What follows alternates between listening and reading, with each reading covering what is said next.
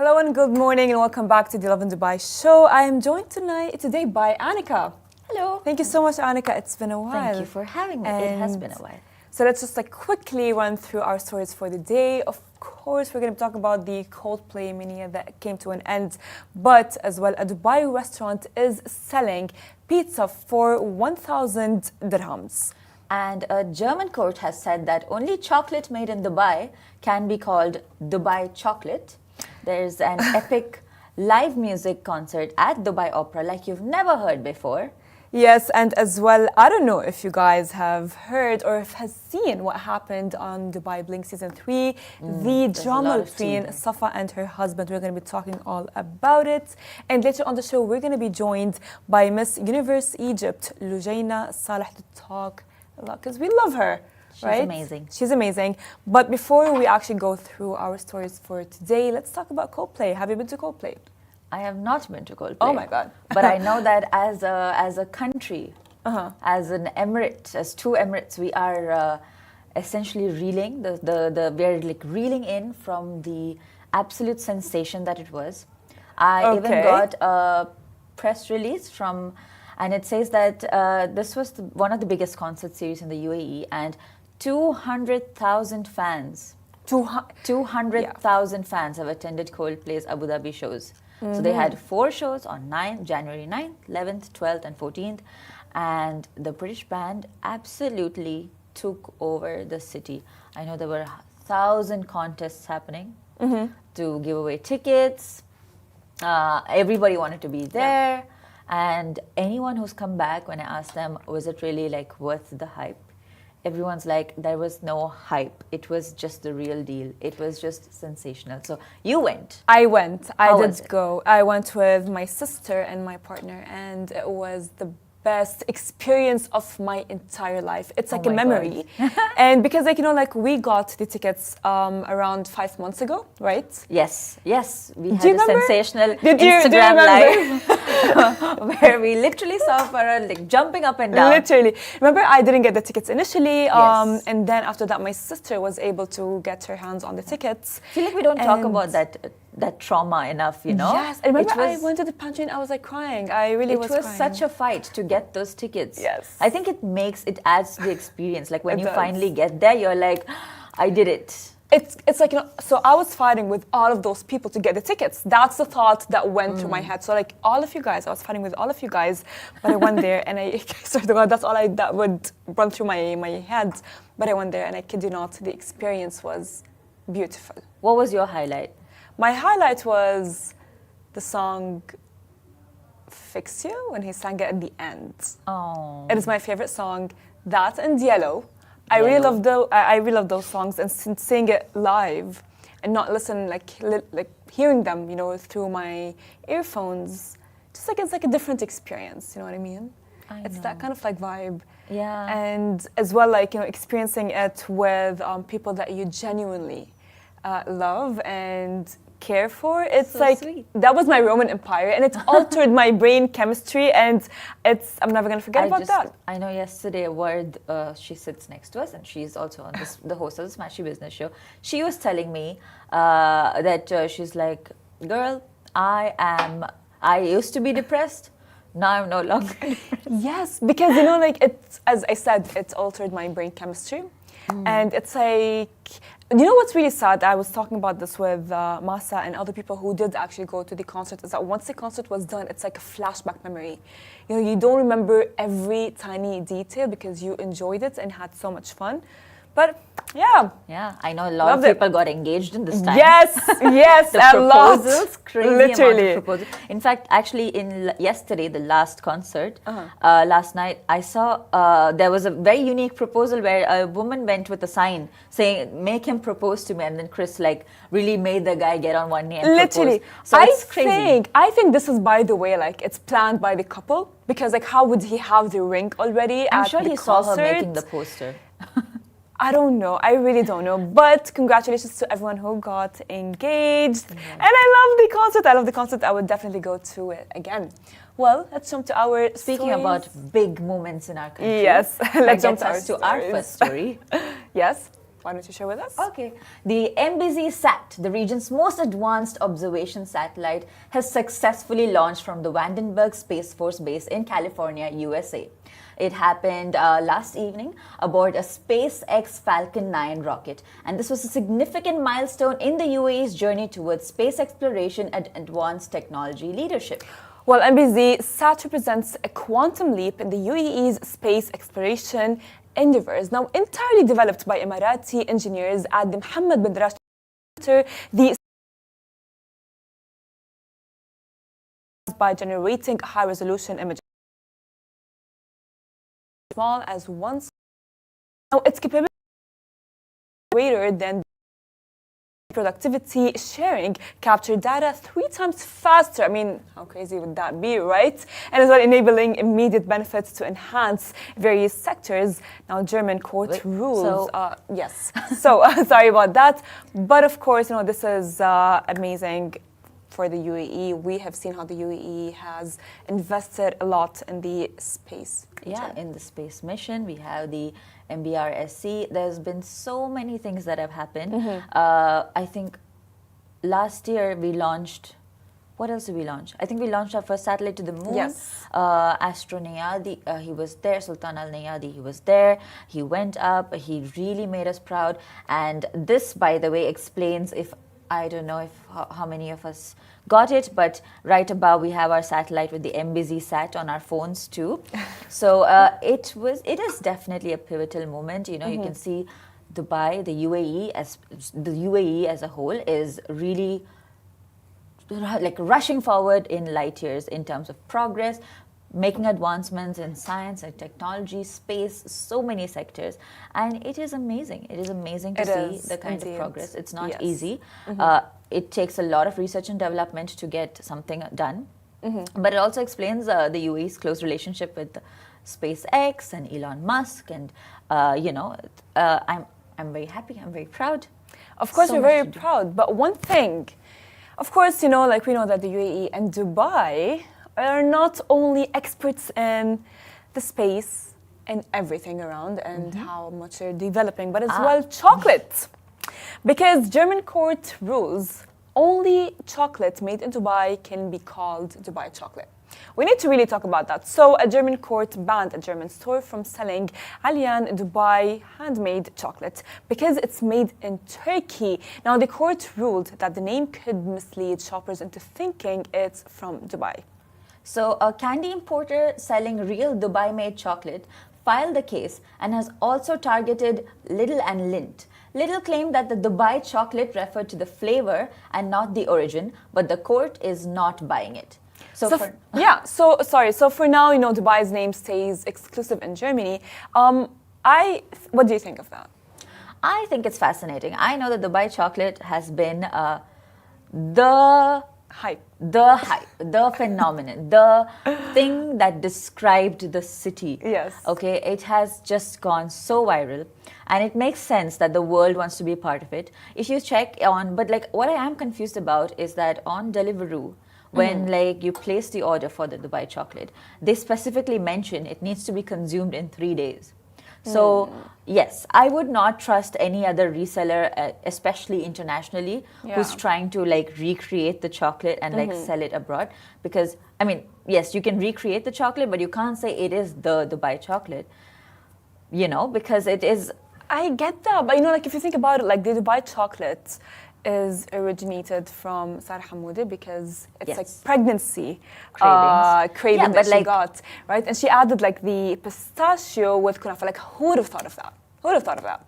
I'm sure the idea is unique, but it's just should other places sell it, saying it's to Dubai? I mean, I guess. But then there's also I was reading the comments on the post that we did yesterday, and some of the comments were going on like, then French fries should just be called fries. Why are we saying they're French? You know? Yeah. So the Dubai chocolate has kind of just become like a blanket nomenclature for the chocolate itself. But like I think the only name that is exclusive to the city is the fix pistachio kunafa chocolate, you know? But I think when we say Dubai chocolate, I think that is a term that's more open to everyone because everyone knows it as the Dubai chocolate. If you think Dubai chocolate, you're going to think a brown slab with green filling in the center, crunchy. Green filling in the center and crunchy. I actually do agree with you on that. Like, you know, maybe they should limit companies of calling it fix or fex because there are some things that see that was an obvious. It's like very obvious, you know. But the Dubai chocolate is fine because, like, you know, like it's the Dubai chocolate and it's the flavor of like kunafa and pistachio, which was originated in Dubai by Sana Hamoudi, and we love it, and I love it. I've tried it and it's perfecto. But what's not perfecto is this because a Dubai restaurant is charging 1,000 dirhams for pineapple on pizza. Can you imagine? So interesting. So interesting. It's like, how far will your hate take you? So, conversation about a pineapple pizza has entered the chat because a Dubai restaurant keeps prices normal for all their pizzas except when pineapple is involved. And then the price skyrockets. Even their staff uniform is a bold statement against the controversial topic. Well, how did it start? So pineapple on pizza started in Canada in 1962 when Sam, a Greek immigrant, added canned pineapple and ham to a pizza for fun. He called it Hawaiian, and after the pineapple brand. Now the rest is history. You know, of course, this is, I mean, I think this is a crime. I think this is a crime. And I think that he is charging 1,000 dirhams to make the person feel like he paid a lot for that. You know what I mean? Yeah, he's like, is it worth it? Is that cost worth it? So there you go. You can pay 1,000 dirhams. But like, you know, I feel like this is a great moment for people who actually love pineapple on pizza to like band together and go to that restaurant and pay that 1,000 and like split and eat that pineapple pizza. Cause like, you know, stay true to like what you like. I just feel like I am no food expert. Yeah. But I feel like judging someone or like making a whole brand. I know it's a fun thing to do. It's a fun debate to have, pineapple on pizza or not. But I just think let them eat their pineapple on pizza, you know? Like, why should we stop them? Why should we judge them? But I mean, to be honest with you, because like, why not? Like, who eats pineapple on pizza? I just want to know. I want to know because this is for sure a crime. Because as well, of course, but like, what is it about pineapple on pizza that makes you so icky? Look, pineapple is very sweet, yet in a bit sour. You know, it's very yummy. But then there is the pizza dough, and then there is the tomato paste. They both don't work together. You know? Yeah. It is a crime. I know for sure that this is a crime that everyone should avoid. Like, I mean, this is my personal opinion, but it's basically the sweetness bit. It's like, can you imagine? Like, it's like the sweetness of the pineapple, right? And the sourness as well. It's not like very sweet, like like a chocolate or like pistachio, but it's like that element, you know what I mean? I had to the mouse act it element. out. Yeah, it's like the mouse element. Does not mix with the bread and the tomato paste. It does not, and the cheese. Like, I'm sorry, like. Some would argue that tomato is a fruit. So technically. Oh my god. Okay. Well. But like, you know what? I've never really been one to eat pineapple on pizza.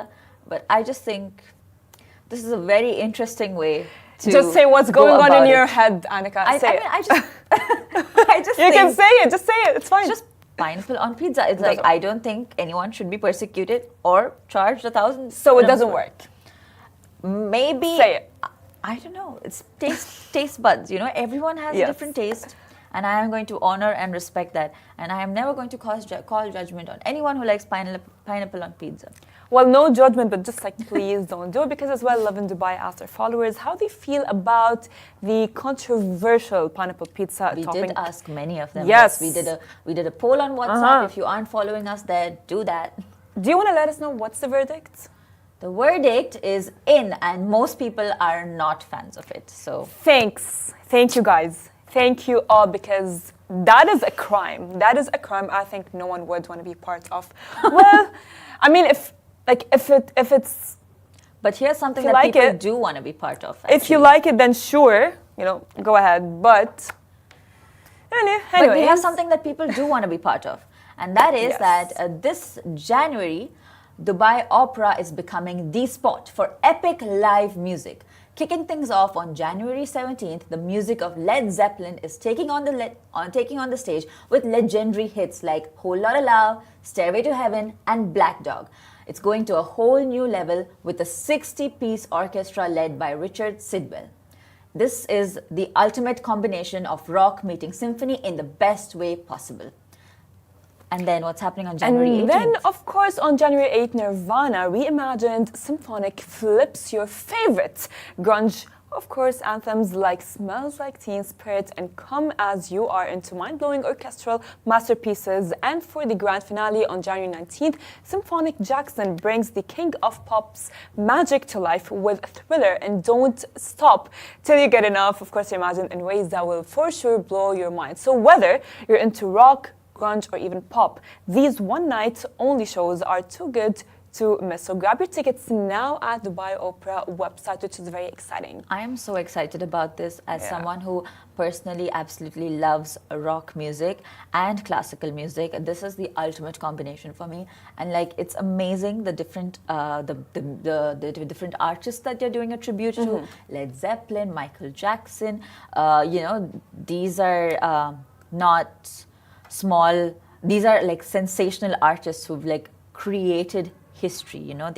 They have a legacy, and I'm so glad that like people don't forget it, and like people constantly of course, how would you forget it? These are icons. This is a tribute for sure. So, I agree with you, and it's like at this point, what I love the most is that Dubai has been like a hub for all kinds of music. Like we saw Coldplay. And now there's like Dubai Opera. It's like two different things, two different genres. But Dubai Opera is so good, though. By the way, it is such an amazing place to go down, sit, and like really treat yourself to a good show. Everything is so well organized, and in general, like the setting of the opera is such that wherever you sit. I feel like theaters really need to pick this up, but like wherever you sit, the acoustics are so good, and the sight is so good. Like you have such a clear visual of the stage. Everything is so beautifully well rehearsed. I went down for the Nutcracker. I've gone down for Singing in the Rain. So two shows they had previously, and like I was able to go backstage and like look at the setting, and there's so much work and so much planning and coordination that really goes into it. It's not easy. So like, I think something like this is really it's like keeping old traditions alive, like the old tradition of theater and the spirit of, putting in that work. And like, it's not a like, you don't have retakes, right? Like cinema, when you're filming a movie or something, you have to do it. It's like one shot and you need to be perfect. It's so much. I have so much respect for the theater. Of course, I feel like once you get in the Dubai Opera, it's like you quantum jump to a different era and a Literally, different setting. But of course, now I want to talk about something. Have you watched Dubai Bling? Yes, The I new have. season? Actually, I do binge watch Dubai Bling, and I saw season 1 and I saw season 2, but I did not get to season 3, and I feel like I'm missing out, especially this recent drama. Of course you're missing out because Safa had a very shocking reaction to her husband's female trainer, which by the way had fans divided. Now the drama involving Safa from Dubai Bling is officially going viral, and let me tell you guys, fans are loving it. Now in the recent episodes, Safa, who is already no stranger to drama on the show, was caught off guard when her husband Fahad was surprised by his friends with a female personal trainer. But what is the twist? Now the twist is Safa's reaction was not what anyone was expecting. So while most might laugh it off, Safa was visibly uncomfortable with the surprise of her husband Fahad having a female trainer. In fact, she wasted no time setting some serious rules for Fahad's interactions with women, even going so far as to invite the personal trainer over to her home to get to know her better. Well, for sure, it was an intense moment, no doubt, and fans quickly took to social media to react. Some are calling Safa's response real and relatable, as this moment has sparked a heated debate online. Now, I saw the clip where she was like, they had like this 2-second rule. The first second, he's allowed to look at the woman, and the second is considered cheating. I swear. And what do you think of that? Like, I feel like you have a lot to say here. You have, Faraz, obviously, our relationship I'm very opinionated. expert. I am very opinionated, honestly. But I want to know your thoughts. Well, my thoughts, I see where she's coming from. I understand. Why? Like, I see where she's coming from in terms of, like, you know, like, my husband, my guy, look only at me. Why do you need to work out with a female? But at the same time, there is, I mean, I'm more leaning towards the other side of the crowd where it's like, you know, it's about trust, it's about respect, it's about knowing that, you know, having that security that your husband won't really look at anyone else. But look, my mentality is completely different. I'm the kind of like a girl. I would be so confident in myself that I know that I'm gorgeous and I am beautiful. So if my husband is not going to be recognizing that, that's a problem itself. He should, on his own, not look at other women. You know what I mean? Because I wouldn't. Would you ask for a gift on your birthday? You wouldn't. You know what I mean? And that's how I take it in that way. And as well, to be honest with you, like I think it's human nature to like if you find someone attractive, like you'll look at them. yeah, so are you saying that it's okay if like your husband were to look at another woman? Would you be okay with that? No. Okay. No. And so like what about like getting sweaty and like training with another woman? I think. Why can't you train yourself, bro? Why can't you train yourself? It's like, I'm sorry, you know what? I can train you. Like, I can train you, you know? I go to the gym and I can train you for sure. Okay. It's like, oh yeah. Okay. So that's it. That's the conclusion. The debate ends here. The debate ends here. Farah will go the extra mile and really teach you how to. Yeah, but I wouldn't ask for it. You know, it's like if he is going to be hiring a female personal trainer, I'd be like, because I am the kind of a person is that if someone does something that is I consider to be disrespectful, I'll be sitting like that, watching and just like analyzing in my head. But then at the same time planning karma. Okay. You know what I mean? Okay, you're vengeful. Because like if she had a male personal trainer, how would have he reacted? How would have he liked it? You know, because like he's like, of course, like he's not in the best shape possible, and she cares about him, right? And if she had a male personal trainer who is very tall and muscular, how would have he reacted? I would want to know, Fahad. Tell us. Damn. Okay. Stakes are raised. Questions have been asked. But I guess that brings us to a close to our stories for today. No, because I'll tell you something. Because look, there is like. It is something really like big because I see it all over TikTok, like the boundaries. If you set a boundary, for sure, Make sure that the boundary is spoken about between you and your partner. And if it's not spoken about, then that's a problem. And if he does not respect it, then that's another problem. But yeah.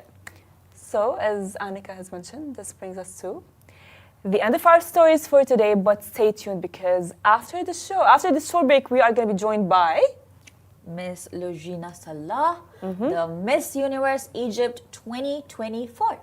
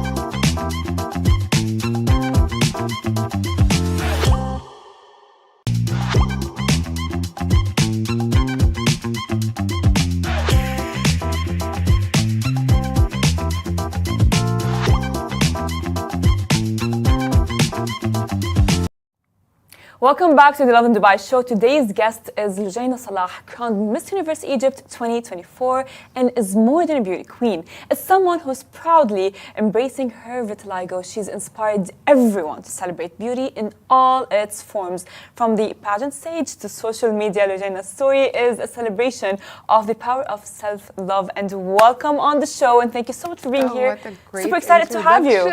Congratulations, so much. By the way. Thank You're you so beautiful, much. you're gorgeous. Thank you.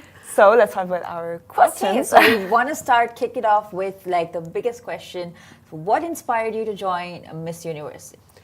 I was always been a pageant fan, but it wasn't a possibility for me to join for being a mother when I was 24 years old and for being 34 years old as well.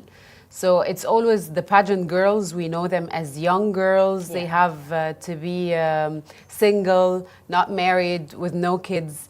And for them to remove the restrictions in Miss Universe, that made me join. Because I like breaking barriers. It's something that maybe God put inside me, that I have to break barriers for the coming generations and to inspire more women and girls to be themselves. And I said, why does like a beauty queen has to be not married or a certain age? Age doesn't define you. It's your energy and who you are. So I joined right away. It was like something very hard to work on because I wasn't ever in a pageant before, and Miss Universe is the biggest pageant, you know. Yes. So I had to make the preparations. I was crowned back in September, and the Miss Universe was at the end of October, so I had to make the double effort. But I'm happy that I made it there. Wow. Yeah. And as the first ever woman with a skin condition and the first mother in the Middle East. So That's amazing. For That's a sure. lot of feathers you're wearing. I mean, you for sure like broke barriers because, you know, like a lot of people back then used to look at the skin condition like maybe a bit differently as well with pageantry.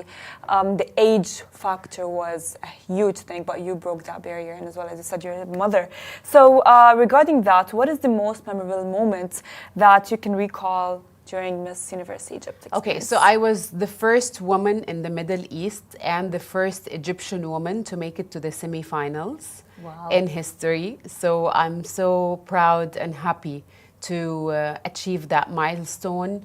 When they said my name, because there is something called a sash factor. A sash factor, it means what is the history in pageant for this country. And when the country is not doing so good in pageants for the previous years, or they didn't achieve something, it's not expected from them to achieve this year. And when I wasn't expecting them to call my name, even though I did the work and I put a lot of effort, but I said my sash factor would affect that. And when they called my name for the semifinals, I was like, I was shocked, happy, proud, because I worked so hard for that, and I trained in the Philippines, and I did my national costume as well in the Philippines. So it was a lot of work, a lot of effort. I can imagine. Yeah, you it know, I must want to have talk been. about that. So I course. remember, I had been like low-key following your journey because I follow the Miss Universe Bahrain Shireen. Yes. And I saw that you guys were very close. Yeah. And you were always together.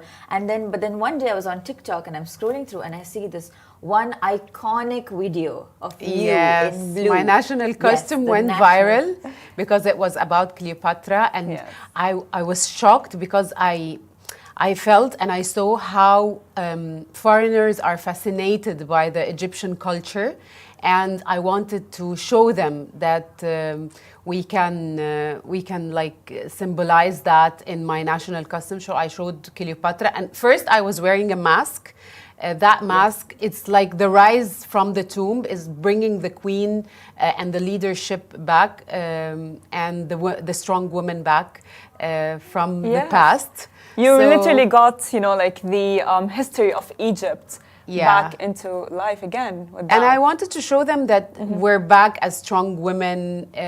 We are leading since, you know, ancient Egypt. So there's no dream that is impossible. You just put it in your mind and you work hard for it. And I think that is such a thoughtful tribute to like the entire culture.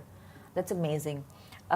So did you ever feel excluded or out of place in your community, in the pageant community? You know, going there, I feel like there is a whole stereotype that you know, pretty women are always mean. Yeah. So, or like, you know, and like, you know, like, so it's like going for a competition like the Miss Universe, it's a bunch of pretty women. So what is that energy like in the room, you know? How is it? Honestly, when I first joined, you know, the strong countries are always together. The girls from strong countries, from a big stash factor, they're always together, encouraging each other. But when I just arrived, nobody expected anything from me. Right. But all the media worldwide, Colombia, I was trending in Colombia, in Venezuela. So when I arrived there and I proved myself, they started to, you know, first they started to, okay, and then they befriended me, and I ended this competition when I'm friends with everyone and I'm in good terms with everyone. So I think it's how you carry yourself and how you prove yourself, because first they're not expecting anything from you, and then when you work hard and when you show who you are, so they start, you know, to get intrigued and to get to know you more. So I ended this competition with lots of friends, and imagine you have a queen friend in every country. That's amazing. And we were 128 countries, which was the first time in Miss Universe history to have that amount of beauty queens in 1 year. I think what made you stand out is not only that as well, it's your energy maybe.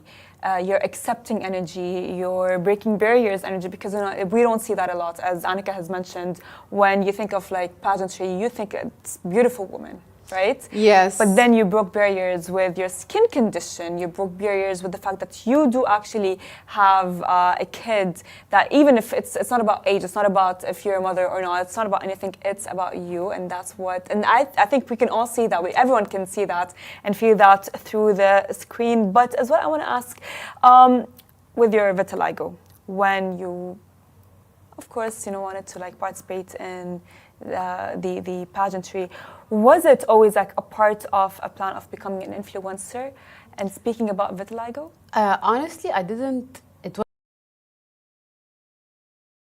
I was a makeup artist, and I shared my picture before and after, just to like a self-acceptance. This is me, this is my bare face, and this is me after. I was promoting for my work and in my workshop. I had a big master class, consists of 60 students, and I wanted to share my picture before and after to encourage people to book for the master class. So the people, they didn't see at all the picture with the makeup, and they concentrated on the other picture, because I think that girls and women, they need hope. They want something that gives them hope. Like Lugina, she went out with her bare face, and she's not afraid to show who she is. And I receive a lot of DMs from mothers, from girls actually, who told me, like, you encouraged me to be myself. I'm living my life because of you. And I think this is an added value. So it wasn't intentional for me to be an influencer, but I feel that God made me take that way. And now I'm not a makeup artist. I just teach makeup on TikTok, on social media, but I'm not like a bridal and, you know, a makeup artist like before. But at the same time, I felt that God leaded me that way. So it wasn't intentional. I was the most shy girl in the world. Yes. And now I'm in front of screens all the time. So I mean, that's your purpose. That's your purpose for sure. You know, I think maybe your purpose in life was to teach women how to be stronger and show off who they really are, and that is beautiful. I'm curious. So, like, you know, obviously competing in a pageant, and you said that you had only 1 month to really put in the work, because you got crowned a little in September. What is that like, you know, when you have a child?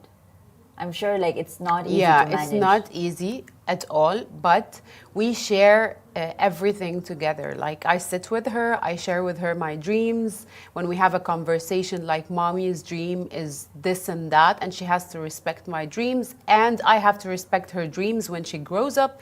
If she wants to travel and study somewhere, it's not going to be easy because she's my only child, but I'm not going to prevent her from that. So we have this relationship of, you know, we build each other, we encourage each other. So, but you have to tell the child what to expect. Like, mommy is not going to be there for the next month, but you're going to be in safe hands. I'm going to be reachable. I'm achieving my dreams. Look at my national costume. Look at this and that. So I was always talking to her about my vision and my dreams, just to tell her what to expect. If I'm not going to be there for some time, but I'm going to come back and we're going to travel, we're going to go here and there. And yeah. How was her reaction beautiful. to the whole, to your winning Miss Universe Egypt? She couldn't believe it. Like the video, I surprised her. So I wore the crown and the sash, and I sat in the living room and I called her. She's like, what is this, Mom? That's What cute. is That's this? adorable. What is written here?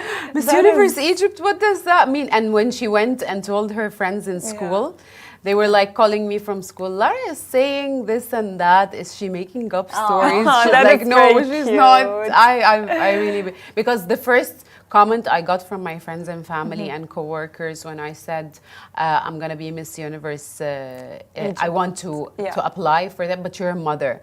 So we have to remove that stereotype of she's a mother, she cannot, or she has stretch marks, for example, from birth, so she cannot participate in pageantry. I mean, clearly you are an influencer. Like, you actually did change, you know, the stigma. landscape itself, exactly, all over. But if you could change one thing in the beauty or fashion world, what would it be? Other than, you know, of course, like accepting of conditions that are I not would in our hands. change the fact that they choose one or two people who are different just to state they are different. We shouldn't state. We shouldn't state. They should blend perfectly in the industry, you know, because a brand is like, we're like, for example, encouraging plus size models. So here is a plus size model. Just stating that she is a plus size and stating that you are getting a plus size. We shouldn't label women. We shouldn't label them. Right. I don't want any labeling. Like this girl with a skin condition, this beauty queen with a skin condition. I don't want to be looked at as different. I just want to blend perfectly in the community, because what is different? Something that we don't see every day. If we see every day and we don't mention it, it's not different anymore. So this is how we blend. I want everyone to blend and get an equal chance in the community without having to mention that they are different. I love That's that. amazing. And I feel like now, thanks to you and like, you know, putting yourself out there, it's becoming part of the normal, which is amazing. So, I mean, I'm sure it was not the same way for you while you were growing up, though. So, like, if there's something that you would want to tell your younger self, you know, today, now that you've made it, like you're Miss Universe Egypt, you're representing a country at such a pivotal time in history, like for the Middle East and for the Miss Universe, you know, to bring Middle East up front there, it's not easy. So it's not easy, and the fact that they want they don't want to shed the light on us, you know. We feel like, okay, you're from the Middle East, okay, that's great, but they don't want us. The semifinals, I reached the semifinals, I tried so hard, I fought so hard to be one of the 30 girls that got to the semifinals from 130 girls. Wow. So it wasn't easy. It was an effort that I put in every day. I used to wake up at 4 in the morning to just make sure I get the nice outfit from my wardrobe. I style everything perfectly. I do my hair and makeup. So I used to do, you know, double the effort, because when I first arrived there, there are fans and there are reporters that are taking pictures and videos of us. So they pass the girls, and the girl from the Sash Factor country, like Philippines, for example, or Colombia or Venezuela, they make sure she stands there to take pictures. So the first couple of days I wasn't noticed, but when they saw how strong I style my outfits, how perfectly I try so hard to get my hair done, my makeup done, I put in the effort, they started, Miss Universe Egypt, please pose for us. And I'm like, when I reached the end of the pageant, everyone was screaming my name. Everyone was, and I even saw 2-3 people that are not Egyptian holding the flag. This is how pageant fans are very strong. but we never expected them to, you know, there are so much expectation Yes, that's from the true. coming Miss Universe Egypt, because now we're building our sash factor. That Yes, is you are. beautiful. Well, thank you so much for coming here and talking to us about breaking stereotypes, what beauty really is. And as well, thank you, Annika, for joining me today.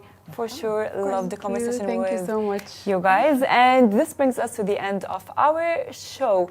You can guys stay tuned tomorrow, same time, same place. Bye-bye.